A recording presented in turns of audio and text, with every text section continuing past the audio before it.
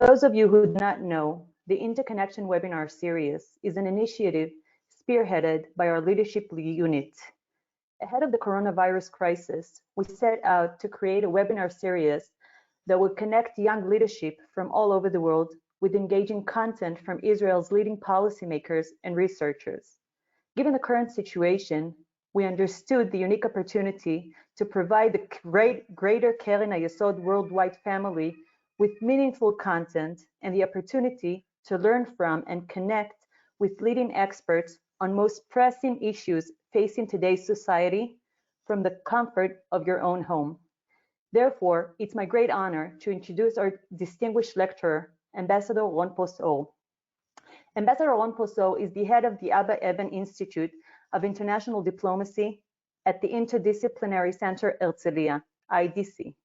Prior to joining the IDC, Prosor served as Israel's 16th permanent representative to the United Nations between 2011 and 2015.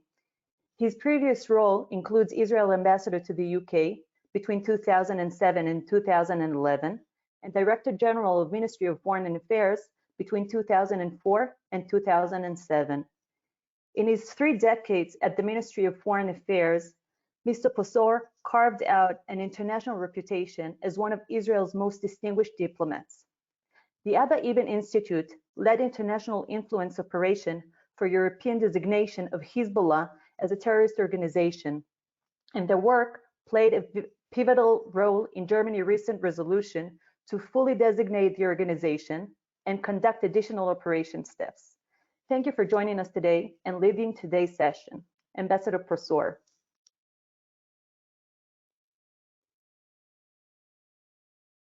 Edna, thank you very, very much. And I'm really happy to do that.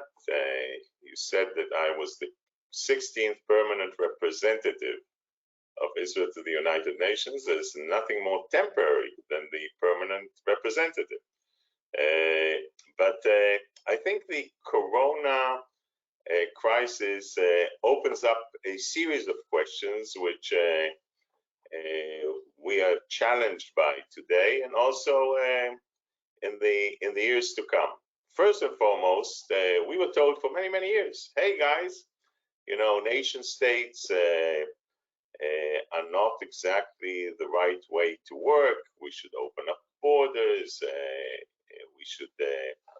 We should do things in the sense that go beyond the issue of a nation state, and the multilateral structures that we were used to talk about, like the European Union or in Asia, ASEAN, were structures that we saw didn't really work in times of crisis. So if you're an Italian or a Spaniard, and in times of crisis, not just that the European Union didn't help you, but closed the borders and said, look, first and foremost, we will be looking at our own people. When you come out of this crisis, you're going to ask a lot of questions. Are the structures relevant? What am I doing here? And the whole issue of the nation states, which started with nationalistic or national trends that we saw in different countries in Europe, those issues are going to really be part and parcel of a debate. And it's going to be a tough debate. Now, the whole position of countries or states, we were told for many years that the multinational companies, and you guys, most of you are business people, Google or Facebook or others, they're very efficient.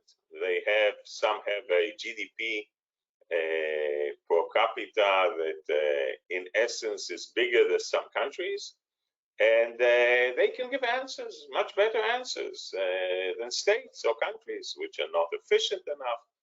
Surprise, surprise. In a crisis like that, suddenly everyone looks up to the state to give answers, to give not just help to those companies that are falling down, but unemployment, to inject things into the economy. So you can sum it up by saying that Donald Trump is doing a policy today internally that maybe Bernie Sanders would sign on to. Boris Johnson, after he survived the coronavirus, is doing a policy that Jeremy Corbyn might sign on to. The state is giving answers to nearly everything. It's going to have it's going to begin with a debate on what's the position of the state, which is going to be a bit different than what we saw in the past. I'm looking at challenges ahead, and if you look now on those multinational structures, let's take the United Nations, for example, and you know that you won't find me, even when I'm half asleep, giving the United Nations any compliments. The structures, of efficiency and meritocracy is something that is an oxymoron by definition. So the UN, with a corona, you don't hear anything about the UN. So it's a composition of politics and structures. What's the politics? Security Council said absolutely nothing. Why? Because 2 permanent members out of the 5, China and the US, have a veto power. The US is saying, hey, we want a resolution saying very clear, China is responsible for the corona. And in the sense, the Chinese are saying, okay, we'll veto this, and the Security Council doesn't really have a say in this. We should move this to the World Health Organization, which the US doesn't agree to. Bottom line, nothing is said. The UN is not a player in corona. Why is it interesting? Because the UN was a player when it dealt with Ebola in Western Africa, because it was concentrated in one regional area and had an effect, and the UN could function.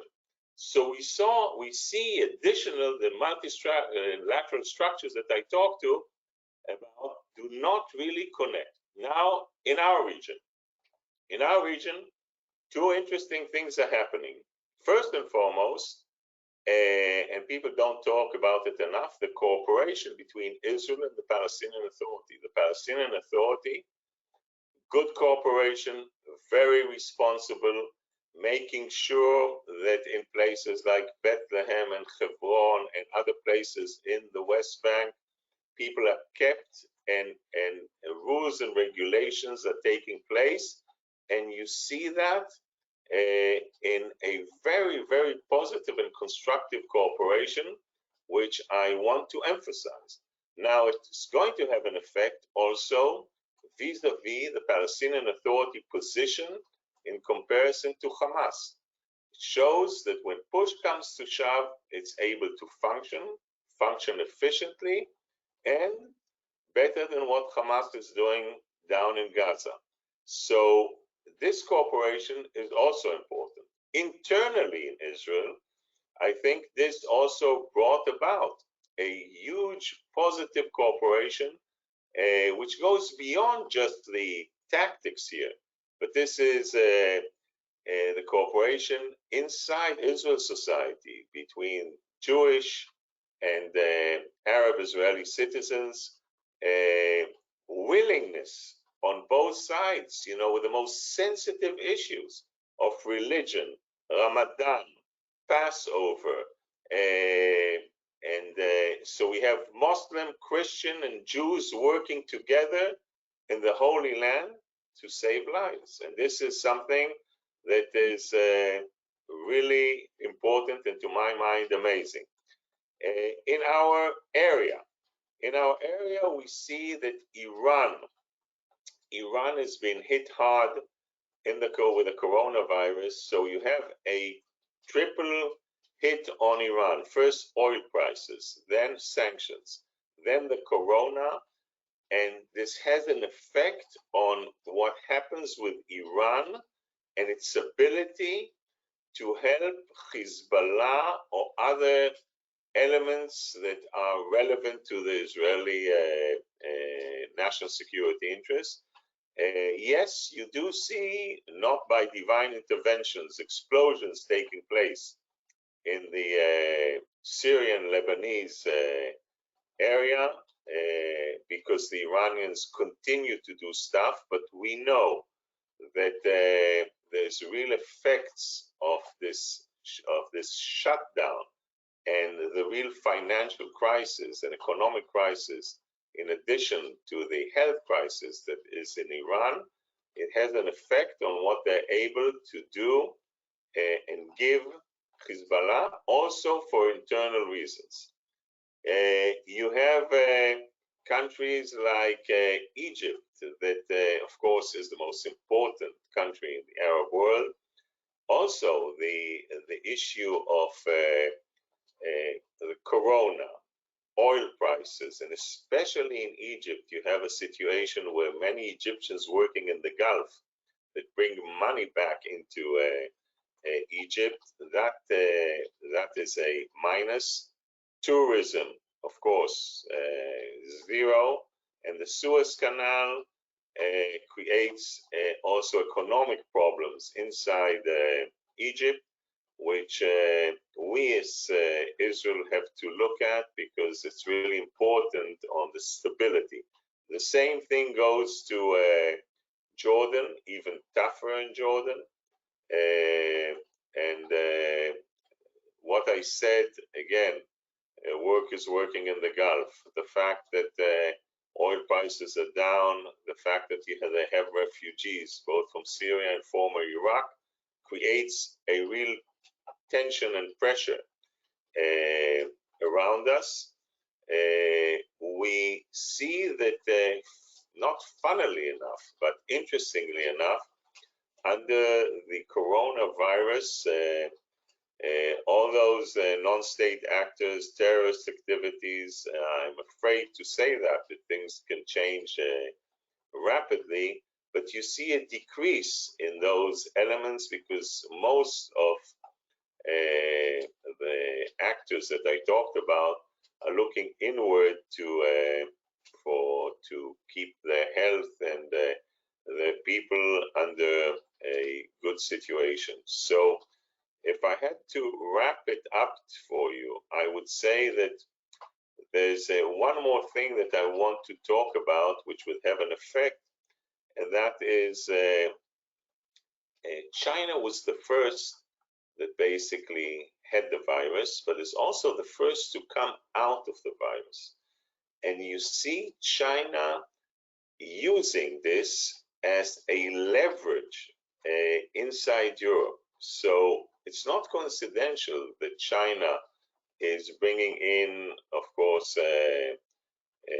medical help over to certain places in Europe. Masks, yes, they're good, not good, but you see that this is part of a concentrated PR position that China is moving. You can see Jack Ma from Alibaba, the founder, doing stuff also for Europe. And in China, there's nothing that is coincidental. It's a clear positioning of China in places where it feels that the US, the transatlantic cooperation, Europe, US also shut borders, didn't allow flights or personnel to pass over to the United States. China is trying to use that in the international arena. Again, not coincidental. You see that behind this is, of course, the issue of telecommunications, 5G, Huawei. You saw that in England. You might see that in Britain. You might see that also in Spain and in Italy. There is clearly, after the corona, we'll see a juggle and a fight on what happens between the so-called superpowers, and of course, the big questions: what's going to happen also internally in the U.S. And maybe that'll be my last thing for you, then, to open this to your questions. it's obvious that the Democrats are going to try and focus on the health issue, going back to Obamacare and talking about the importance of health insurance for most citizens. The Republicans are going to try and focus on the economy with hope that until November things are going to get better. This also, like I said, is going to have effects on politics. I gave you examples of the United States, China, I can go on, but also in European countries. So that as a teaser for you to ask questions, and I'm available for you. If it wasn't talking about the Middle East, I would say shoot your questions, but I'm very cautious, and please ask your questions one by one. Thank you. Thank you, Ambassador. We're receiving many questions. Let me start with the first one. We have on different topics, so we'll start with one related to what you spoke about. What exactly does the proposed annexation part of the West Bank means to Israel and the possible peace process? Okay, so we have to, first of all, talk about what does it mean, okay? So the idea of a possible annexation begins with the premise. A comprehensive agreement between Israel and the Palestinians is going to be, in essence, a combination of 1967 borders with swaps. What are those swaps? What are they going to contain? I think that for years, the questions were raised on what is settlements? Is Jerusalem a settlement? Is Jerusalem and the outskirts of Jerusalem? What is the big blocks? When I'm talking about big blocks, I'm talking about Ariel, I'm talking about Gush Etzion, I'm talking about Ma'ale Adumim, the connection. So the idea here that the Trump administration came with is to find a comprehensive solution that in essence is going to allow contiguity both for Palestinians and Israelis. Is this plan open to debate and negotiations? I think the answer is yes. When you zoom out for a second, it's important to say, because we jumped into the issue of annexation, that what we saw, and I saw it clearly during my whole, from being Director General of Israel's Foreign Service, when we did this engagement and in the United Kingdom at the UN, the Palestinians, in the sense, had a feeling that they don't have to be part of the negotiations. The international community would pressure Israel, and they can stay out of negotiations. Now, it didn't make a difference if it was Olmert or it was someone else. For example, also during the Obama administration, with coming up with ideas on the ground, they felt that they were much better served by being outside and not in direct negotiations.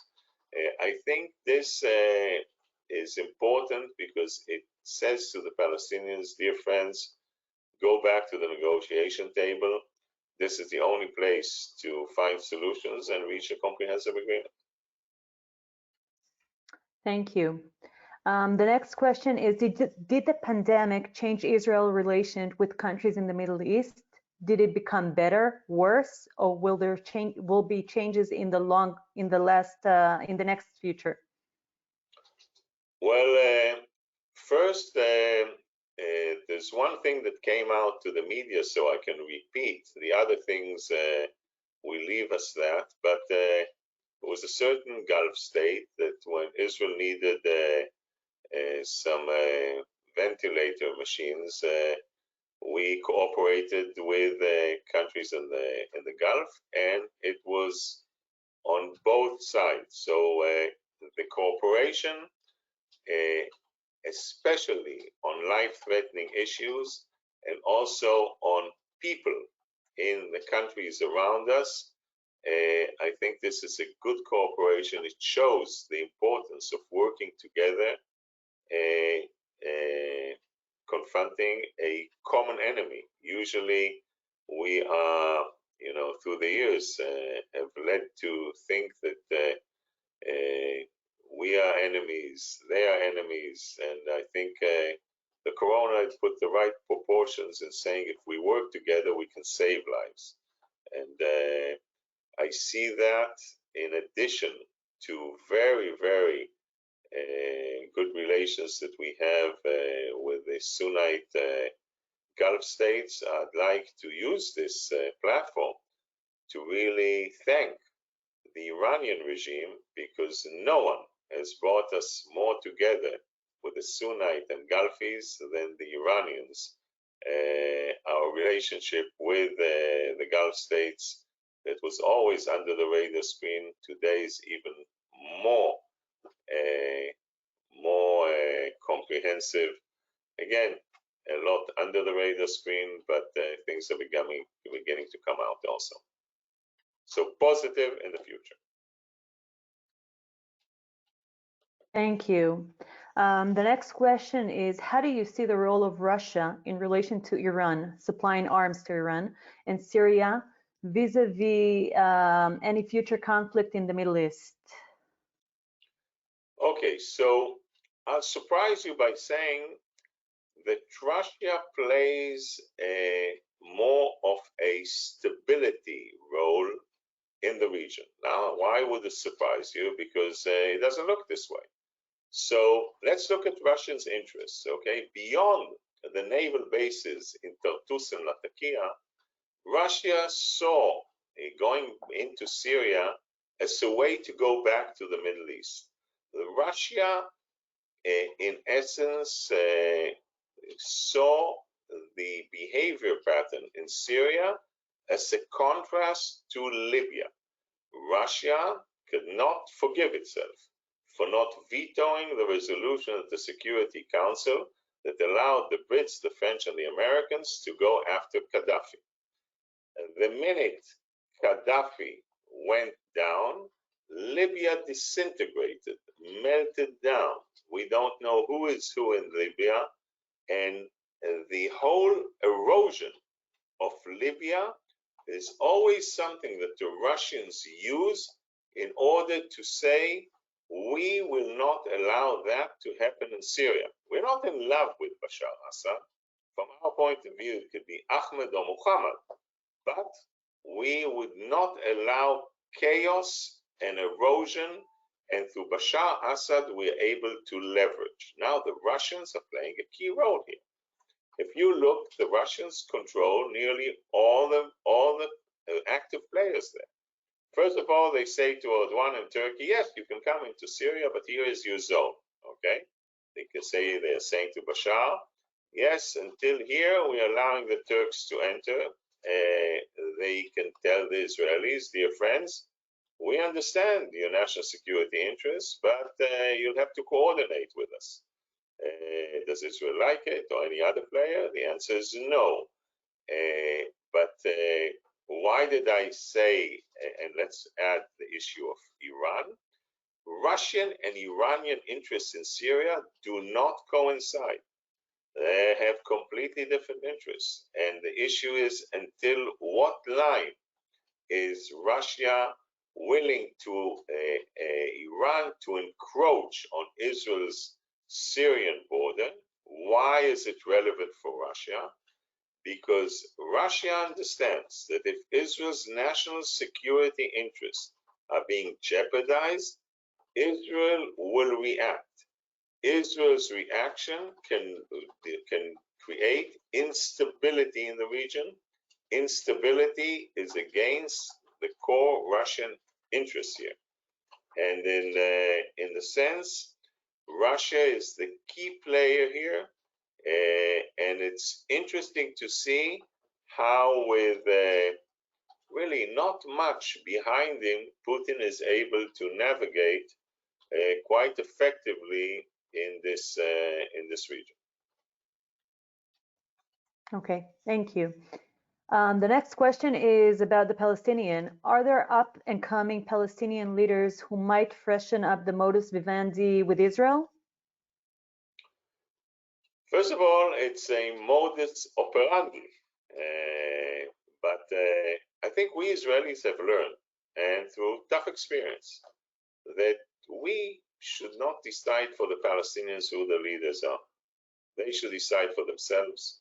We will deal with the leaders that they would choose, that they would decide, and the leaders that are willing to really sit and around the table and negotiate with us. Is it going to be easy? No. Is it tough? Yes. Are we going to give each other heart attacks in negotiations? Yes. This is the only way to achieve a durable peace. Thank you. Just one second. Are you willing to comment on the fact that Germany's ban on Hezbollah is only partial one? They banned their activities, but not the organization as such. Oh, thank you for the question. Who asked that? Pedro Bilar. Pedro Bilar. Let me tell you, Pedro, the following. In the past, the Hezbollah, and only the Brits can invent something like that, there was a artificial differentiation between the military arm, you see my right hand, and the political arm. And the body is the same body, you see my body, okay? So in the sense, it was like allowing Hezbollah to operate unhinged in different parts of the world, Pedro, and not just in Europe, but I'll focus now on Europe, where the toolbox that one could use to go after Hezbollah, the minute the political arm is free to operate, you cannot do anything in your toolbox in order to go after them, to put them under trial, to look at what they're doing, because those are all protected by privacy laws. So we at the Abba Eban Institute 3 years ago decided to make it a point to designate Hezbollah's political arm as part and parcel of a terrorist organization. We worked on all levels.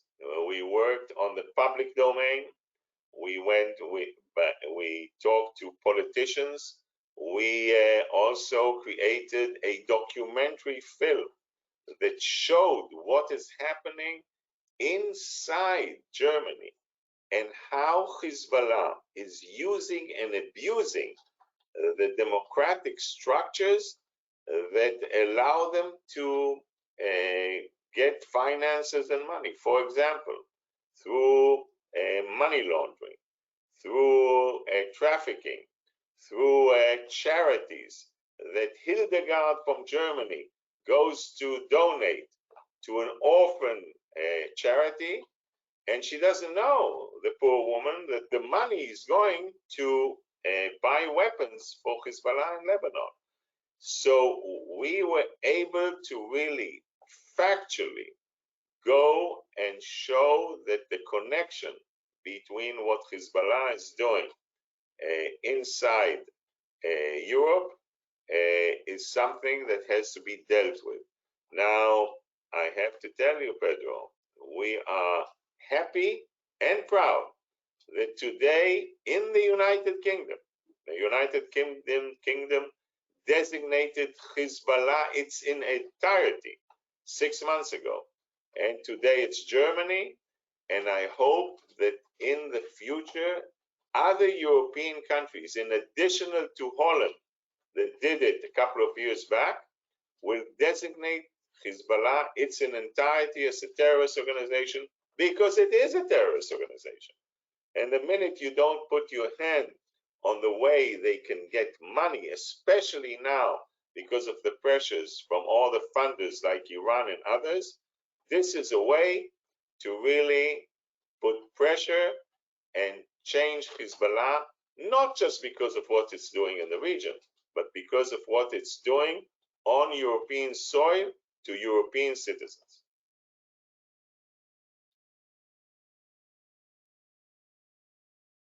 I can't hear you. Sorry, thank you. Now on a totally different topic. Now at the brink of new economic crisis in Europe, the anti-Semitism is already rising. What does Israel can do to react to this issue?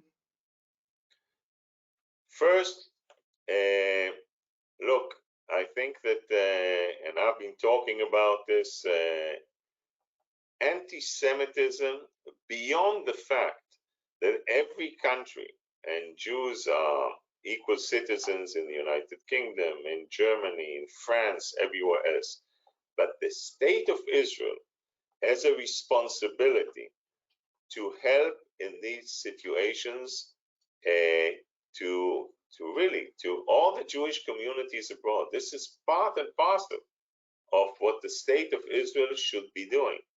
And I think and I hope that in the next government, we, the state of Israel, are also going to nominate a special envoy that is going to deal with those issues, help communities, help to deal with this online and offline. And when I say online, the idea is not to find those people at the gate of a synagogue or a school, but to see before they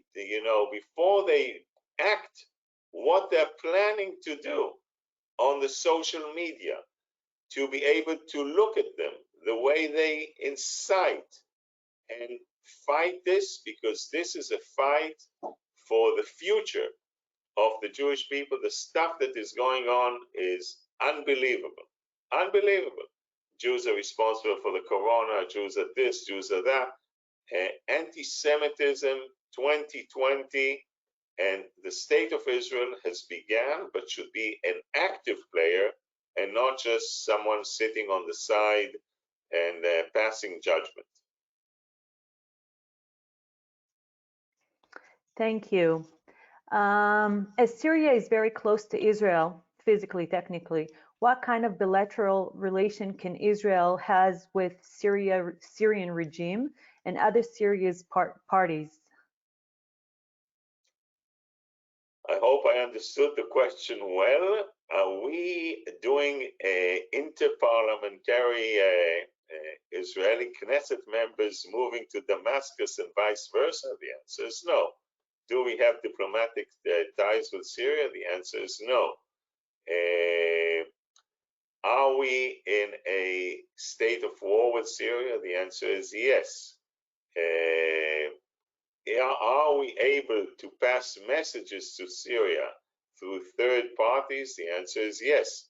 But I don't see any, at this stage, any cooperation on the Israeli-Syrian border, although the proximity, yes, we have a proximity, we have a border with Syria. I'll remind the listeners that since 1974, we have an armistice agreement with Syria after the Yom Kippur War, and we have peacekeeping forces on the Golan Heights, and in the sense, what's happening in Syria and the cooperation between Syria and Iran is, of course, impeding on Israel's national security interests, and Israel will make sure that its national security interests, including Syria, Hezbollah, and on the Lebanese border, is going to be kept. When I wanted to add a bit about peacekeeping forces, also with UNIFIL in Lebanon, but if no one has additional questions on that, maybe I'll afterwards only get back to this. But with Syria, no formal relations, and there were two people at the United Nations. Israel at the United Nations speaks with nearly everyone, countries that we don't have diplomatic ties with. The only one I did not speak to was the ambassador from Iran and Jaffrey, the Syrian ambassador. But this is, stories that I will tell you when we drink coffee in a nice, good restaurant. Thank you. Now we have a few questions about the coronavirus crisis. The first one is, what is the role of international organizations such as the UN in the coronavirus crisis? If I'm not mistaken, I alluded to that by saying that the United Nations during Corona not really effective. You can look at the World Health Organization as an agency which is part of the UN, as someone who is active, some organization that does stuff, but you see the political elements here are creating a lot of question marks. But UN was very effective during Ebola because it was concentrated in one regional area. With a Corona, nothing from the Security Council, nothing from the General Assembly, and not enough from the World Health Organization. But and those questions are going to be dealt with after the crisis is over.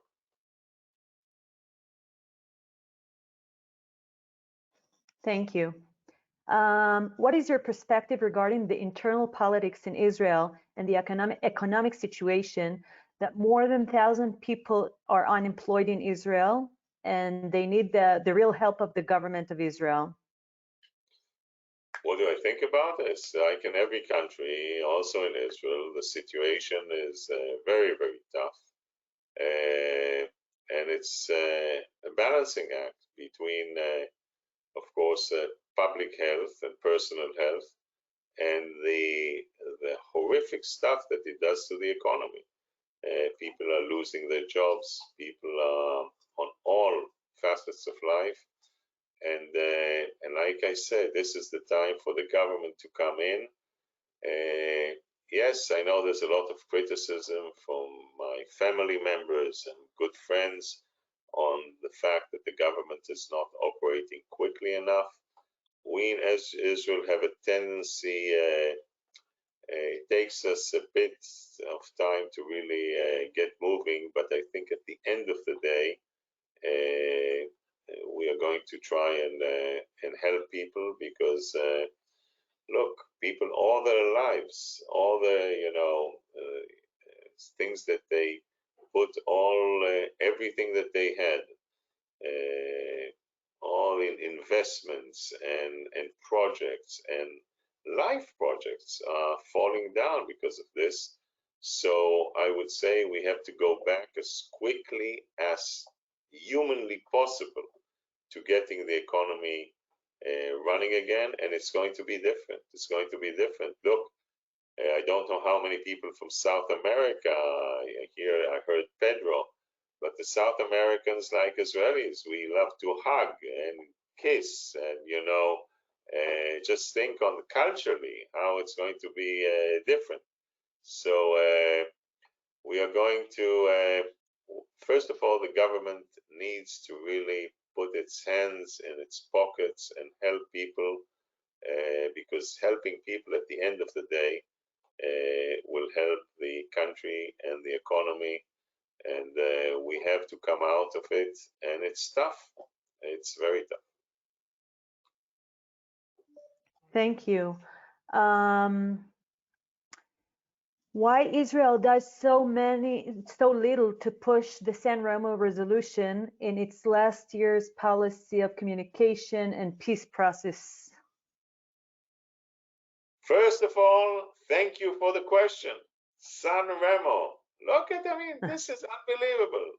When we had 100 years for San Remo, when we wanted already to make a big convention, when people had to understand that San Remo in 1920 is where really the nation state of the Jewish people, after the Balfour Declaration, received the stempel or the this is super important. Why? Because of because of the corona, we couldn't do more about this. But absolutely a good question.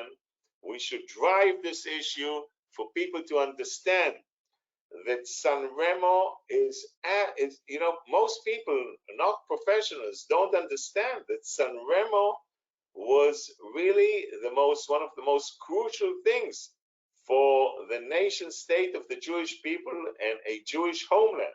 This is the first time it was signed, agreed by, and not just a statement. So the background to it and everything else, I agree. And maybe we also at the IDC and the Abba Eban Institute are going to try and push this thing to, my CEO is already giving me heart attacks, and that I'm saying that. But yes, this is an important issue that most people should know, understand, and internalize.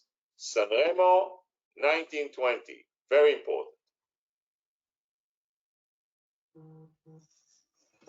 Thank you. Sorry for disconnected from the video because my Wi-Fi has challenges. How badly has Iran is affected by the coronavirus crisis? In the after-corona world, will their capacity to hurt Israel be the same of Iran? Like I said, I alluded to that. The Iranian situation is really bad. It's bad economically because of oil prices. It's bad because of the sanctions. Look, the sanctions are really having an effect internally in Iran. People outside of Tehran, in Isfahan, in Tabriz, are basically asking the Ayatollahs, what is this? Why are we giving money to Yemen and Hezbollah when we don't have anything to eat? When we are under economic pressure? And by the way, in contrast to what people think, the Ayatollahs are very, very sensitive to how the people are thinking. It's not exactly Mama Teresa. They know how to operate with the revolutionary guards, in a choppy manner. But in essence, the Iranians are under huge economic pressure that has an effect on the regime, has an effect on the way it operates, and of course has an effect on the ability of the Iranians to fund in the same manner Hezbollah, Hamas, and other terrorist organizations.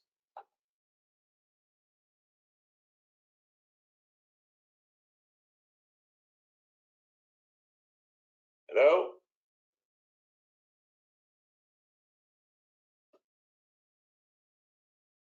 I want to elaborate a little bit more about Syria before, if we have time.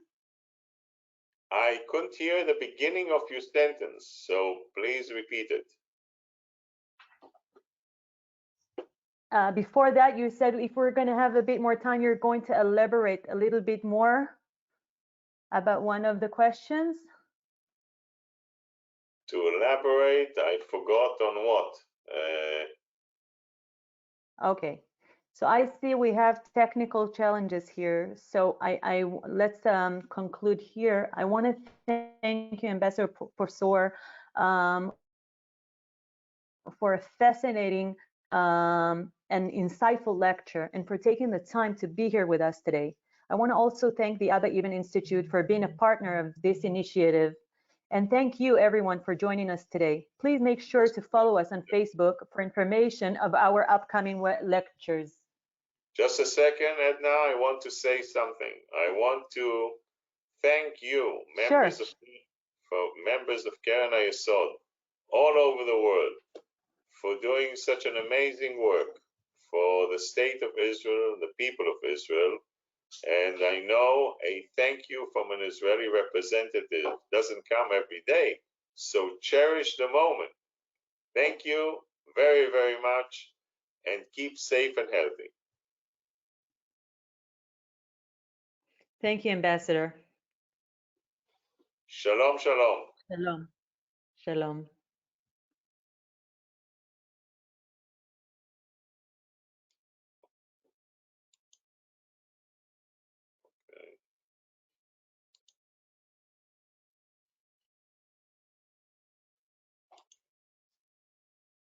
אני רוצה לראות.